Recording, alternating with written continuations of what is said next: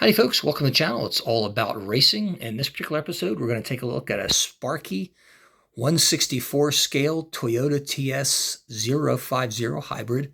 This is one of the Toyotas that has just been racking up wins, not only in the WEC Series, but at Le Mans for year after year.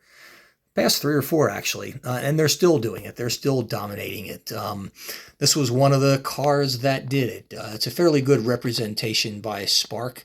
I wouldn't say it's spectacular.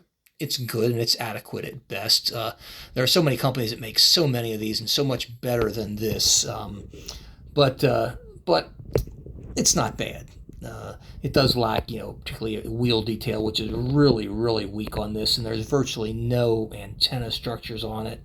To me, a race car has got to have antennas. If it doesn't, it's just not that good a race car.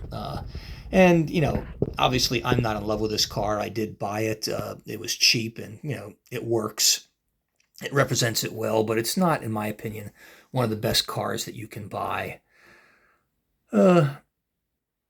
It's kind of humdrum. I mean, it's a good representation of it, but there's just not a whole lot to talk about. This is going to be one of the shortest videos that I do, because I just can't say that much about this car that I really like, to be honest with you. The finish is good.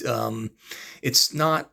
Well, I shouldn't say it's not as cheap as the Spark Hatchets model. I had this exact same model, a Spark Hatchets in 143 scale. It was the biggest piece of crap I ever owned. It literally fell apart, and I tossed it in the garbage. I dissected it and then just chucked it after the dorsal fin back here broke on it.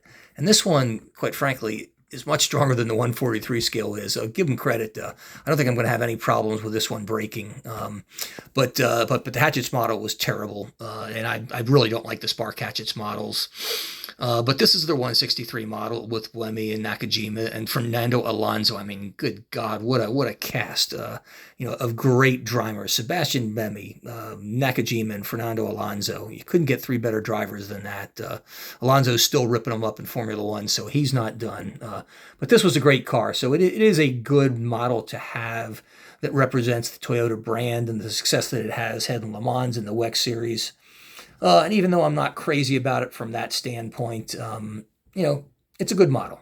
So that being said, this being 2 minutes and 35 seconds, it's over. Thanks, take care, see you next time.